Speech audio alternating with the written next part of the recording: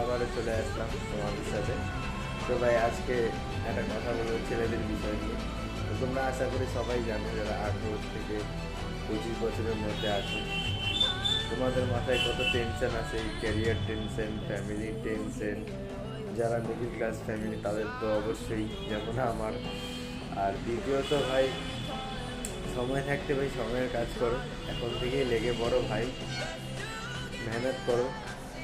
আর মেহনত করতেই হবে, না হলে তোমাকে যদি কিছু দাঁড়াতে হয় তোমাকে দাঁড়াতেই হবে, তোমার ফ্যামিলিকে দেখতে হবে। ভাই স্ট্রাগল করো, মেহনত করো। আর সময়, ভাই সময়ের সাথে সময় কাজ করো, নাহলে ভাই পরবর্তীতে সময় তোমাকে ভাই আর সময় দেবে না। তো এতটুকুই বলার ছিল। এখন থেকে ভাই একদম লড়াই করতে থাকো, তোমাকে কিছু করতেই হবে।